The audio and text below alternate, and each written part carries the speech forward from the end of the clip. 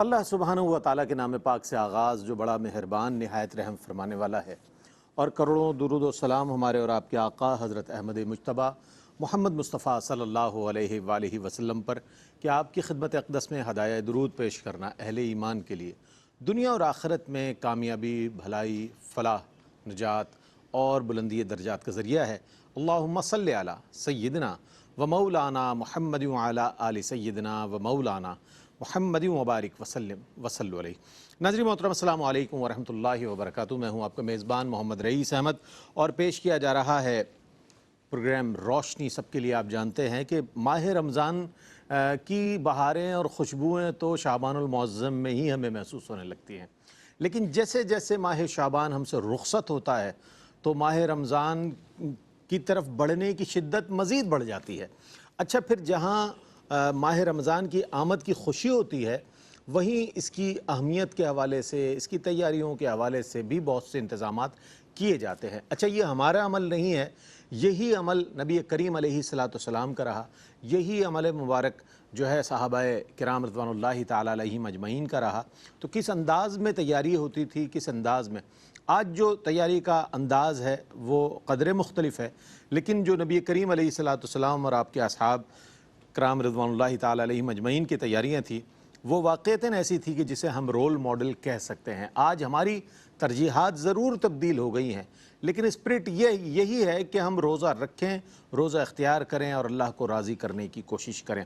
اور اس طور پر آج کا یہ پروگرام روشنی سب کے لیے جو ہے وہ آخری پروگرام ہوگا رمضان المبارک سے پہلے۔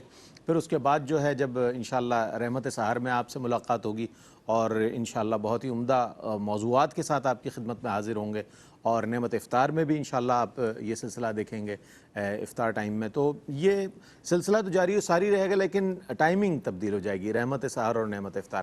لیکن روشنی سب کے لیے پھر انشاءاللہ اللہ نے چاہا تو رمضان المبارک کے بعد ایک بار پھر یہ سلسلہ جاری و ساری رہے گا۔ آج کے اس پروگرام میں انتہائی اہم نوعیت کے سوالات کو اس لیے شامل کیا گیا ہے کہ آج وہ دیکھنے والے، وہ سننے والے کہ جو ARYQ TV دیکھ رہے ہیں، انہیں معلوم ہو جائے کہ نبی کریم علیہ السلام کی تیاری کس انداز میں ہوتی تھی رمضان المبارک کی، پھر صحابہ کرام کی تیاری کس طرح ہوتی تھی، پھر کن چیزوں کو ہمیں بہت زیادہ پیش نظر رکھنا چاہیے۔ ہمارے ساتھ موجود ہیں علامہ حافظ اویس احمد صاحب۔ السلام علیکم ورحمۃ اللہ وبرکاتہ۔ رحمۃ اللہ وبرکاتہ۔ اور آپ کے ساتھ تشریف فرما ہے ممتاز و معروف ریلیجس اسکالر پروفیسر انوار احمد زئی صاحب۔ السلام علیکم۔ وعلیکم السلام ورحمۃ اللہ۔ اچھا، ابتداً چونکہ میں نے بات کا آغاز ہی سرنامہ کلام میں یہاں سے کر دیا، تو میں چاہوں گا اسی پر پہلے ابتداً آپ روشنی ڈالیں کہ نبی کریم علیہ السلام اور صحابہ کرام رضوان اللہ تعالیٰ علیہ مجمعین اس مہینے کی کس طرح سے عبادت کے لیے تیاری کیا کرتے، کیا اہتمام فرماتے؟ اگر وہ ہمارے پیش نظر رہے گا تو شاید ہمارے اعمال بھی درست ہو جائیں گے انشاءاللہ۔ بسم اللہ الرحمن الرحیم۔ اللہم صلی علی سیدنا مولانا محمد مبارک وسلم۔ جی، یقیناً ماہ رمضان آپ صلی اللہ علیہ وسلم کے لیے بھی بہار تھا، اور آپ کی ساری امت کے لیے بھی بہار ہے۔ اور آپ صلی اللہ علیہ وسلم کے بارے میں آتا ہے کہ جب آپ چاند دیکھا کرتے تھے تو کہا کرتے تھے ہلال رشد و خیر، ہلال رشد و خیر، آمنت بالذی خلقک۔ آپ فرمایا کرتے تھے یہ مہینہ وہ ہے جس کا چاند ہی بھلائی کا چاند ہے، جس کا چاند ہی خیر کا اور ہدایت کا چاند ہے۔ کیا بات ہے! اور میں اللہ پر ایمان لاتا ہوں اے سننے والے جس نے تجھے پیدا کیا۔ اور آپ صلی اللہ علیہ وسلم صحابہ کرام سے کہا کرتے تھے ما یستقبلون اور ملذی تستقبلون۔ آپ فرمایا کرتے تھے کون تمہارا استقبال کر رہا ہے، کیا بات ہے! اور تم کس کا استقبال کر رہے ہیں؟ کس کا استقبال؟ یعنی دو طرفہ جو تعلق ہے ماہ رمضان کے ساتھ، حضور علیہ السلام اس کو واضح کیا کرتے تھے۔ ہمارے یہاں کہا جاتا ہے نا کہ جس کا عہدہ جتنا بڑا ہو، اس کو اگر وہ کہیں جاتا ہے مہمان بن کر تو اسے ریسیو کرنے والا بھی اسی عہدے کا آتا ہے۔ تو یہ ماہ رمضان جو مومنین کا مہمان ہے، میرے مصطفیٰ کریم جب اس کا استقبال کیا کرتے تھے نا تو روزے کا استقبال روزے سے کیا کرتے تھے۔ آپ شعبان میں بھی روزے رکھنا شروع کر دیتے تھے۔ بہت اچھی بات، بہت تو یہ ایک اس کی تیاری کی طرف ایک اہتمام تھا، اور اس کی تیاری کے لیے اپنے آپ کو مستعد کرنے کا معاملہ تھا۔ اور صحابہ کرام رضوان اللہ تعالیٰ علیہ مجمعین اپنے آپ کو اس مہینے کے لیے حضور کی ہدایات پر خصوصاً فارغ کیا کرتے تھے، اپنی مصروفیات سے، کاروبار سے، لین دین سے، بہت ساری ذمہ داریوں کو سائڈ پہ کر کے یا ان سے سب کو دوش ہو کر، بری الذمہ ہو کر بڑے اطمینان سے اس مہینے کو عبادت میں گزارا کرتے تھے۔ ہم لوگ یہ چیز تو رئیس بھائی اس پوائنٹ پر سالہ سال سے ہی بات کر رہے ہیں کہ صحابہ کرام کا یہ معمول تھا، لیکن ہمارے ذہنوں میں کہیں کہیں یہ بات ضرور چل رہی ہوتی تھی کہ یار جیسے ہی ہمارے درمیان تو رمضان آتا ہے تو ہماری تو دنیاوی مصروفیات بھی دگنی چگنی ہو بہت جاتی زیادہ ہو جاتی ہے، یعنی ذمہ داریاں بڑھ جاتی ہیں، لین دین بڑھ جاتا ہے۔ لیکن اس سال سننے خرید و والوں فروخت سے کے معاملات کہاں تک چلے جاتے خرید و فروخت کے معاملات کتنے بڑھ جاتے ہیں، ہیں؟ وہ تو امسال چونکہ ایسا صورتحال ہے لیکن تو اس سب سال کچھ یہ ہم محسوس اس کر میں رہے ہیں۔ محسوس کر رہے ہیں کہ جہاں ہم صحابہ کرام کا معمول بیان کرتے تھے تو حالات ہمیں خود اس طرف لے آئے ہیں کہ ایک انسان فراغت کی طرف چلا گیا ہے، آپ بری صرف قولی اقرار کر رہے تھے، اب عملی طور پر بھی عملی طور پر بھی یہ ایک موقع ہے اللہ کی طرف سے، بہت اچھی بات اور اللہ کے بندوں کو یہ چاہیے کہ وہ حالات کے مطابق اپنے آپ کو ڈھالیں۔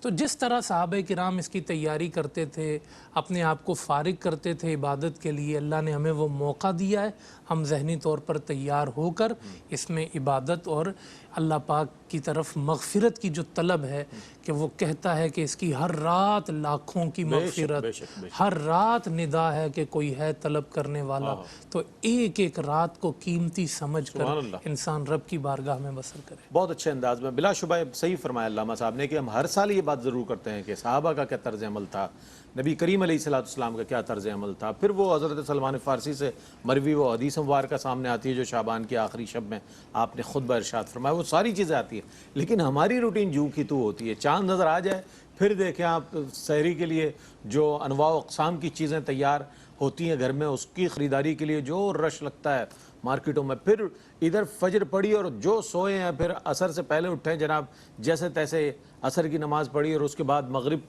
سے پہلے تک کوشش ہوتی ہے کہ تقریباً بازار کی ہر ممکن وہ چیز لے آئیں جو ہمارے لیے بہت پسندیدہ 17-18 چیزیں تو کم از کم دسترخوان پہ ہونی چاہیے، اچھی بات ہے، لیکن کیا ہے اسراف کو بھی دیکھیں، کہیں اسراف تو نہیں اور آپ کے پڑوس میں کوئی بھوکا تو نہیں ہے۔ ہمارے یہاں صرف ہم اپنے معاملات کو پسندیدگی کو دیکھتے ہیں، لیکن اس چیز کے حوالے سے، سادگی کے حوالے سے دیکھا جائے تو علامہ صاحب نے بہت اچھی بات کہی کہ اب وہ دور نظر آ رہا ہے، یہ جو رمضان المبارک ہے، کہ جس میں ہر شخص اپنے اپنے طور پر اس بات کو محسوس کر رہا ہے کہ اس طرح بھی رمضان ہو سکتا تھا۔ تو ہم یہ جاننا چاہیں گے کہ سر یہ جو مہینہ ہے بلا شبہ برکتوں کا، رحمتوں کا، مغفرت کا، گناہوں سے کی معافی کا اور جہنم سے آزادی کا مہینہ ہے، اس مہینے میں جو ڈیلی روٹین ہے، پھر ہمارا لائف اسٹائل ہے، اور پھر سب سے بڑی بات یہ کہ ہماری پنکچوالٹی جو ہے وہ کس حد تک اثر انداز ہوتی ہے ہمیں مینٹین کرنے میں، ہماری لائف اسٹائل کو یہ مہینہ کس قدر معاون ثابت ہوتا ہے، میں چاہتا ہوں اس پر کچھ کلام فرمائیے گا۔ بسم اللہ الرحمن الرحیم۔ سب سے اہم بات تو یہ پنکچولیٹی کی جو آپ نے کی ہے اور ٹائم مینجمنٹ کی جو کی ہے، ذرا میں اسی پر ضرور بات کر کے اور پھر آگے بڑھوں گا، آپ کے دوسرے والے یا سوال کے پہلے حصے کی طرف آؤں گا۔ وہ یہ ہے کہ ہم عام طور سے یہ تصور کرتے ہیں جی اور ہمارے یہاں کی نئی نسل خاص طور سے یہ سمجھتی ہے کہ مغرب کا جو ٹائم اسکیل ہے یا ٹائم مینجمنٹ ہے وہ بڑا آئیڈیل ہے، وہ بہت وقت کے اوپر اپنا کام شروع کرتے ہیں۔ اگر میٹنگ 9:30 بجے ہے تو اس کا مطلب 9:30 پر ہی میٹنگ شروع ہوگی وغیرہ وغیرہ۔ اور ہمارے یہاں تو معذرت کے ساتھ مقننہ جیسے اہم ترین ادارے میں دیے گئے وقت پر جو سیشن ہوتے ہیں وہ خال ہی، بلکہ شاید کبھی بھی نہیں۔ اچھا، میں یہ بات صرف ایک اس کے حوالے سے، چونکہ میرے مشاہدے میں یہ سر کو میں نے دیکھا پروفیسر انوار احمد زئی صاحب کو کہ پنکچوالٹی کے حوالے سے سر نے کہیں پہنچنا ہوگا، کوئی ہو نہ ہو سر وہاں موجود ہوتے ہیں۔ اچھا، پہلی یہ شخصیت۔ دوسری شخصیت حکیم محمد سعید شہید کو میں نے دیکھا کہ اپنے وقت کے لحاظ سے لوگ ان کے آنے پر اپنی گھڑیاں ملا لیا کرتے تھے، وقت ملا لیا کرتے تھے، حکیم صاحب آگے اس کا مطلب وقت ہو گیا ان کے آنے کا اور یہ وقت تھا ان کے آنے کا۔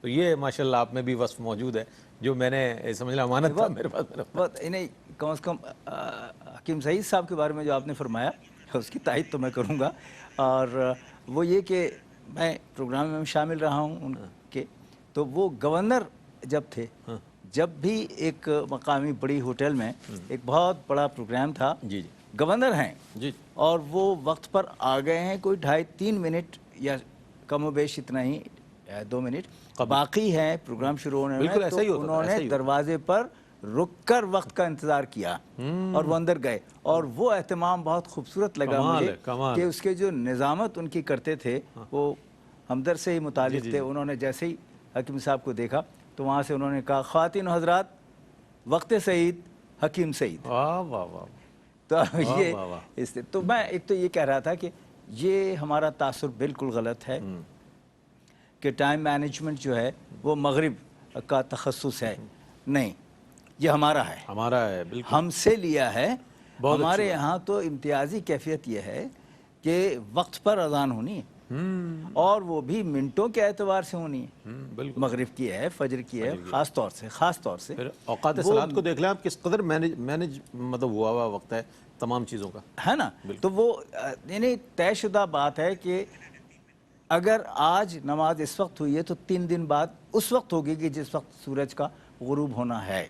تو ایک تو یہ بات ہے، دوسری بات اور یہ ہے کہ صرف یہی نہیں، خاص طور سے رمضان میں تو اب کھانے اور پینے اور نہ کھانے پینے کے بھی اوقات معین ہو گئے، بالکل وہاں نہیں ہوتا۔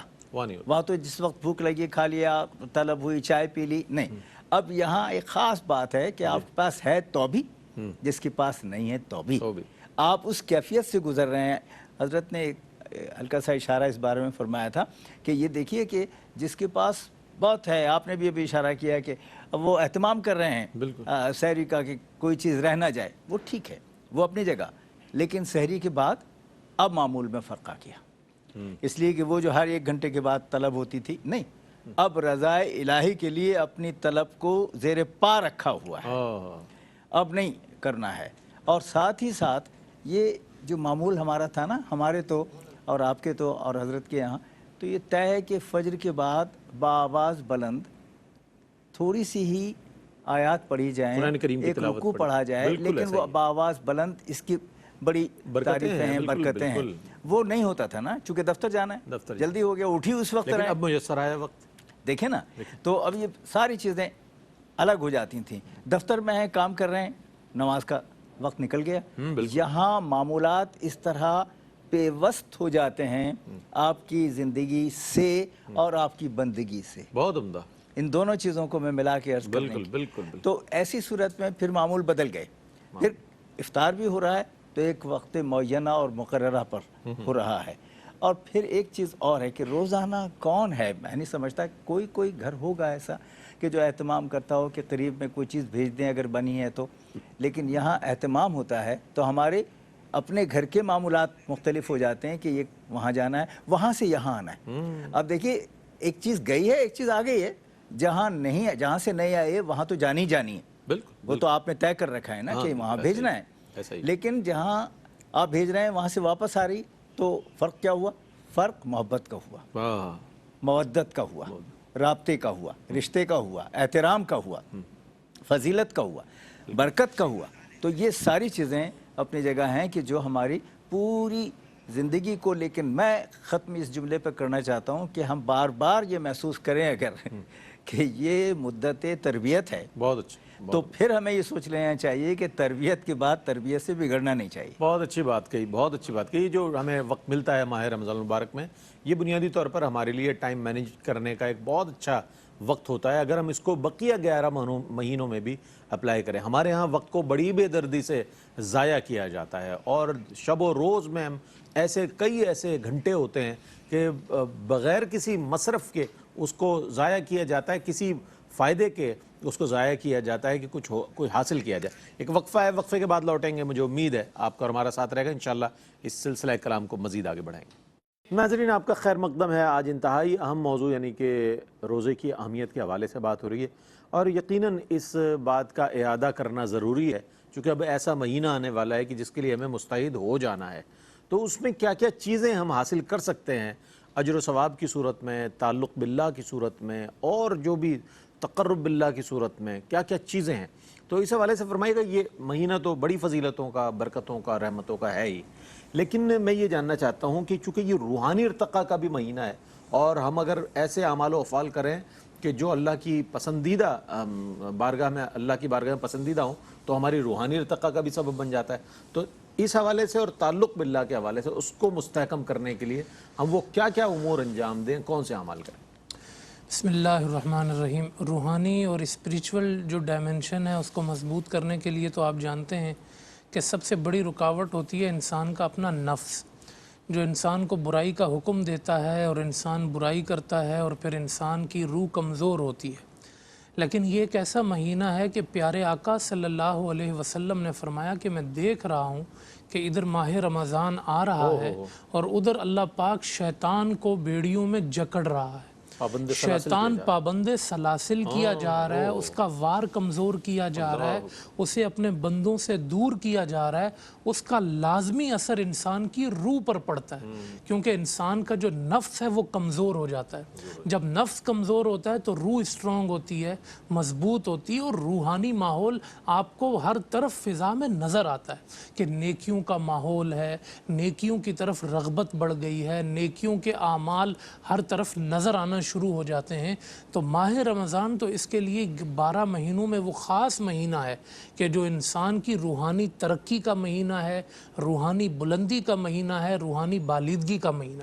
اور جس وقت انسان کو روح کی ترقی نصیب ہو جائے, یہ وہی وقت ہوتا ہے جب انسان کا تعلق خدا سے مضبوط ہو جاتا ہے. سبحان اللہ. یہ اگر نفس پرستی انسان پر غالب آئے تو خدا پرستی مغلوب ہو جاتی ہے, اور اگر انسان کی روح مضبوط ہو جائے, اسے نیکیوں کا ایک ماحول میسر آ جائے, اسے یہ توفیق مل جائے کہ وہ کہیں پہ بیٹھا ہے تو اس کا تسبیح پڑھنے کا دل کر رہا ہے, نماز پڑھنے کا دل کر رہا ہے, نیک عمل کرنے کا دل کر رہا ہے, آپ سمجھ لیں خدا اس پہ مہربان اور خدا اس سے تعلق میں ہے. اور اگر انسان اپنی تنہائی میں بیٹھا ہوا ہے, 10 شیطانی چیزیں سوچ رہا ہے, جس نے کارڈ کھیلنے تھے وہ کارڈ ہی کھیل رہا ہے, جس نے لڈو کھیلنا ہے وہ وہی کھیل رہا ہے, جس نے جو کرنا ہے وہ اپنی برائیوں کے بارے میں ہی سوچ رہا ہے, تو پھر آپ سمجھ لیں کہ اس وقت وہ اپنی نفس پرستی میں ہے, روح کی کمزوری میں ہے, اور خدا سے اس کا تعلق بہت دور.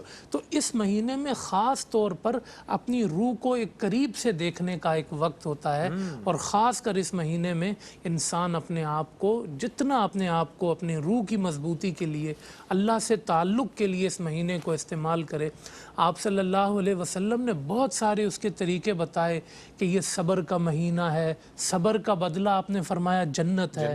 آپ نے فرمایا کہ کسی نے کسی کو افطار کرایا, صحابہ کرام نے کہا یا رسول اللہ اگر ہم اتنی استطاعت ہی نہیں رکھتے, کہا میں کوئی اتنے بڑے دسترخوانوں کی بات نہیں کر رہا, کسی نے ایک کھجور بھی کھلا دی نا اللہ اسے جنت عطا کرے گا. اور فرمایا جس نے کسی روزے دار کو ایک پانی کا گھونٹ پلایا, میں اسے اپنے حوض سے جام کوثر پلاؤں. تو یہ مہینہ ہے بڑے قریب سے اپنے نبی کو محسوس کرنے کا, اپنے رب کو محسوس کرنے کا. آسان ہے, ہم نے اس کو کتنا مشکل بنا دیا. پہلا عشرہ رحمت, مغفرت, جہنم سے آزادی. جیسے جیسے یہ نہیں یہ گزرتا جائے گا ویسے ویسے جہنم سے دوری انسان کو نصیب. دین کے احکام اتنے آسان ہیں کہ میں یہ سمجھتا ہوں کہ بالکل انسان کی فطرت کے لحاظ سے, چونکہ دین فطرت ہے تو تمام احکام جو ہیں وہ عین فطرت ہیں. تو اس اعتبار سے جیسا کہ فرمایا گیا, لوگ یہ کہتے ہیں کہ افطار کس طرح کرائیں, اتنا اہتمام, بھئی کھجور ہی کھلا دیں گے آپ تو اللہ تعالیٰ تو ان اللہ علی کل شیء قدیر ہے, وہ اس پر بھی قدرت رکھتا ہے کہ آپ کو اجر و ثواب بے انتہا عطا فرمائے. اچھا, اب وہ روزہ کہ جس سے ہم رمضان کی روزے کی ساری برکتیں سمیٹ سکتے ہیں, تو اس کامیاب روزے کا اہتمام کس طرح کیا جائے سر؟ چونکہ روزہ تو سب رکھتے ہیں, بھوک پیاس تو سب برداشت کرتے ہیں, لیکن کیا ہوتا ہے کہ کامیابی کی طرف دھیان نہیں ہوتا. میں چاہتا ہوں اس پر کچھ کلام فرمائیے. جی ہاں, اس میں بھی جو گفتگو کا پہلو نکلے گا جی جی وہ روحانی عظمت ہی کی طرف جائے گا. جی جی اور وہی سپریمیسی آف اسپرٹ جو ہے اس کی طرف جائے گا. وہ کیوں؟ دیکھیے میں 2 چیزیں عرض کرتا ہوں. پہلی چیز تو یہ کہ سوال کبھی کبھی یہ کیا جاتا ہے عمرانیات میں کہ انسان ماحول بناتا ہے یا ماحول انسان کو بناتا ہے. یہ عمرانیات کا سوال ہے. ٹھیک ہے. تو جواب میں یہ کہا گیا ہے کہ کوئی فرد ماحول نہیں بناتا, افراد کا ایک گروہ جو بھی ہو ہم خیال وہ پھر ماحول بناتا ہے. اور اس ماحول میں جو وہ فرد آ جاتا ہے جو ابھی تک اس ماحول سے نہیں مملو ہے آشنا نہیں ہے۔ وہ بدلتا ہے۔ اچھا اچھا تو اچھا۔ پہلے کچھ لوگ ماحول بدلتے یہ ہیں، عمرانیات کی روح سے آپ اس کی تفہیم بیان فرما ابھی رہے میں ہیں۔ پھر اس ٹھیک، پر آ رہا ہوں۔ تو وہ ماحول اور اس کی ایک گراؤنڈ ریئلٹی بتا دوں پھر ہم واپس آ رہے جی ہیں۔ جی فرمائیے۔ وہ یہ ہے کہ جب یہاں سے کوئی آدمی بے اعتدالیاں کرتا ہوا مغرب میں جاتا ہے تو وہاں وہ چیز استعمال کر کے ریپر جو ہے وہ وہاں نہیں پھینک دیتا جیسے یہاں پھینک دیتا ہے۔ ڈسٹ بن میں ڈالتے ہیں۔ وہ انتظار کرتا ہے کہ کون سی جگہ ہے جہاں ویسٹ پیپر تو یہ تو سیوک سینس ہے نا سر ہمارا، ایک ہمارے ہاں تو ہے۔ نہیں، تو میں اس سے استنباط اچھا کرتے بہت اچھی بات ہے سر، یہ اصلاح کے حوالے سے بات ہے۔ سر نے بہت اچھی طرف رخ موڑ دیا اپنے جواب کا، جو اصلاح کے حوالے سے بھی اور ہماری سینسٹیوٹی کے حوالے سے کہ ہمیں حساسیت ہے نہیں اس حوالے سے۔ ایک وقفہ ہے، وقفے کے بعد لوٹتے ہیں تو سر انشاءاللہ اپنے جواب کو مکمل فرمائیں گے، ہمارے ساتھ رہیے گا۔ ناظرین آپ کا خیر مقدم ہے، انتہائی اہم موڑ پر تھے ہم، وقفہ آ گیا، لیکن میں نہیں چاہتا کہ اس کے اندر کوئی بھی خلا ہے جواب میں۔ سر کے سر اب جواب مکمل فرمائے گا۔ جی میں عرض کر رہا تھا کہ دیکھیے یہ جو ماحول کا فرق ہے نا، فرد نہیں بدل رہا ہے، وہ وہاں جا رہا ہے لیکن اس کا عمل بدل رہا ہے۔ بالکل وہ یہاں ریپر پھینک رہا ہے، کہیں بھی پھینک رہا ہے، کہیں پہ وہاں نہیں پھینک رہا۔ تو وہاں کیوں نہیں پھینک رہا ہے؟ اس لیے کہ اس نے محسوس کیا ہے کہ ماحول بدلا ہوا ہے، ماحول مجھے اس کا تابع ہو جانا چاہیے۔ بالکل بالکل میں اس کا اسی سے استنباط کرتے ہوئے عرض کرتا ہوں کہ اللہ کا کتنا بڑا احسان ہے کہ 12 مہینوں میں ایک مہینہ وہ فراہم فرما رہا ہے کہ ہم تقاضوں کو سمجھتے ہوئے اپنے ماحول کو بہت عمدہ، بدلیں۔ بہت عمدہ، بہت اور جو ماحول بدلنے والے ہیں، دیکھیے ہمارے پاس تو اکابرین موجود ہیں نا، احادیث موجود ہیں نا، ہم روایات حکایات موجود ہیں نا، ہمارے یہاں حضور انور صلی اللہ تعالیٰ علیہ وآلہ وسلم کے معمولات کے ساتھ جو صحابہ کرام کے معمولات ہیں وہ، اور اس کے بعد کے، تو یہ ہمارے پاس موجود ہیں ماحول بنانے والوں کے وہ افکار اور انوار کہ جن کو ہمیں سامنے رکھنا ہے۔ سامنے رکھنا۔ اور اس کا بدیہی نتیجہ یہ ہوتا ہے کہ اس رمضان کے مہینے میں اس کا اثر ہوتا ہے۔ بالکل بالکل۔ اس اثر پذیری کی وجہ سے اب وہ فرد جو ابھی اس کا عادی نہیں ہے، قائل تو ہے، بالکل عادی عادی نہیں نہیں ہے، وہ آ جاتا ہے اس ماحول کے اندر، تو اب اس کے شب و روز بدل جاتے ہیں، معاملات بھی بدلتے ہیں، اور وہ اپنے آپ کو اس طرح محسوس کرتا ہے کہ اب مجھے کیا کرنا چاہیے، اس لیے کہ اب اللہ کی آنکھ تو مجھے دیکھ رہی ہے، وہ تو 11 مہینے بھی دیکھ رہی ہے، بے شک، اس مہینے میں عطا کے ساتھ دیکھ رہی ہے، کیا بات، ایک بانٹنے کے ساتھ دیکھ رہی کیا ہے۔ بات۔ یہاں مجھے ایک چیز یہ بھی عرض کرنی ہے کہ ایک صاحب جو بہت بڑے معالج تھے، وہ بار بار ایک بہت بڑے فقیہ سے یہ بحث کر رہے تھے، بات کر رہے تھے، مکالمہ کر رہے تھے۔ وہ بار بار یہ کہہ رہے تھے کہ دیکھو یہ رمضان کا مہینہ جو ہے یہ اللہ کی رضا حاصل کرنے کے لیے بہت شارٹ کٹ ہے، بالکل، اس لیے کہ ایک نفل فرض کے برابر اور ایک فرض 70، بالکل، تو یہ کرو نا، یہ اور اس طرح سے آسانی کے ساتھ آپ اس مہینے کو استعمال کر سکتے ہیں۔ تو انہوں نے کہا ہاں، اب وہ تو طبیب تھے، کہنے لگے ہاں دیکھیے میں یہ عرض کرنا چاہتا ہوں کہ روزے کے طبی فوائد بہت ہیں۔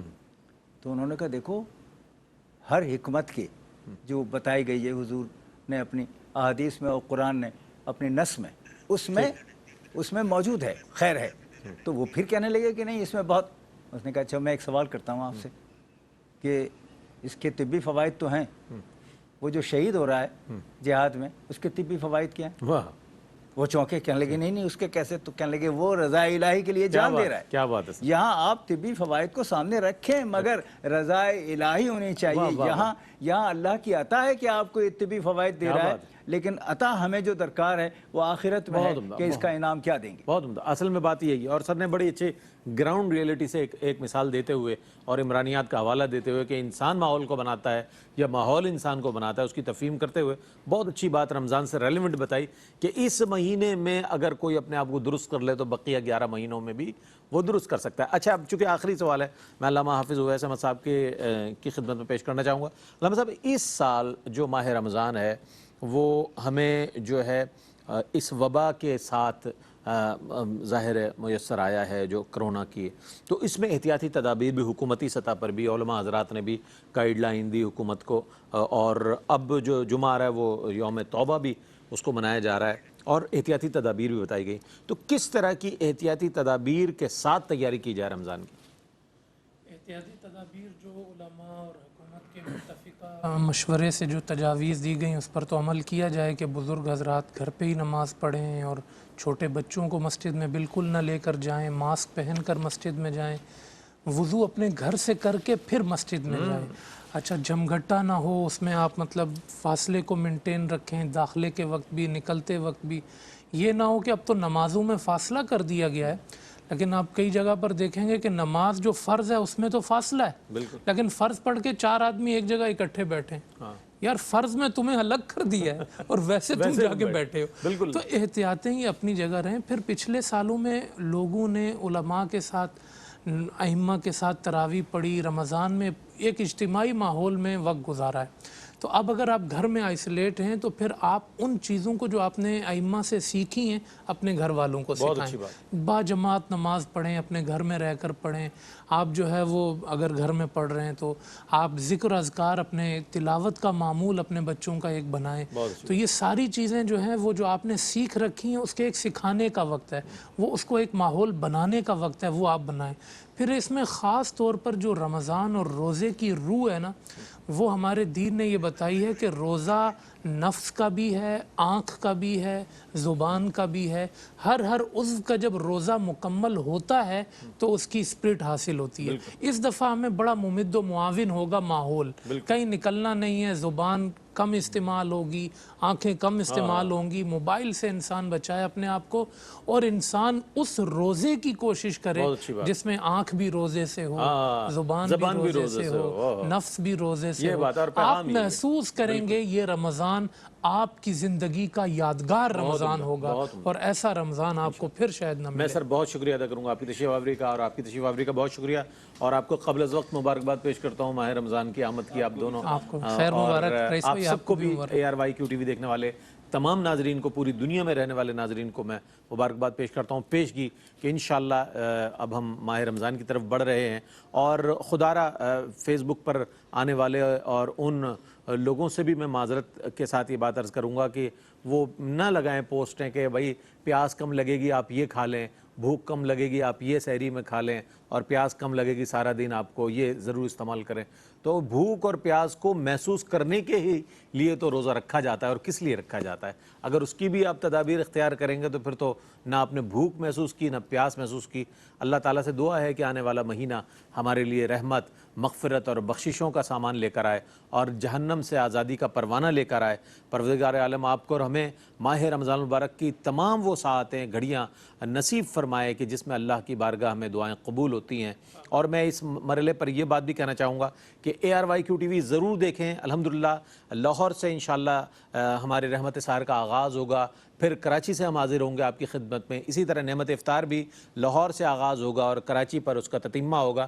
اس کے دوران بھی آپ مختلف ٹیمپلیٹس دیکھیں گے، مختلف پروگرامز دیکھیں گے خواتین کے حوالے سے بھی، اور ایک بہت خوبصورت گلدستے کی صورت میں ماہ رمضان کی ٹرانسمیشن کو، شان رمضان کو سجایا گیا ہے اور پیش کیا جا رہا ہے۔ آپ سے یہ ضرور گزارش کروں گا کہ ARYQ TV دیکھتے رہیں۔ اور میں نے یہ دیکھا ہے کہ الحمدللہ اچھے گھرانوں میں اور بہت مہذب لوگوں میں ARYQ TV ہی دیکھا جاتا ہے، خواہ وہ ماہ رمضان ہو یا عام دن ہو۔ تو اس اعتبار سے میں آپ کو دعوت دیتا ہوں کہ تشریف لائیں، دیکھیں ARYQ TV اور اس کے پروگرامز دیکھیں، تاکہ آپ جو ہے دین سے قریب ہو سکیں اور تقرب اللہ کی طرف آپ آ سکیں۔ اس کے ساتھ ہی اپنے میزبان محمد رئیس احمد کو اجازت دیجیے، اپنی دعاؤں میں یاد رکھیے گا۔ السلام علیکم ورحمۃ اللہ وبرکاتہ۔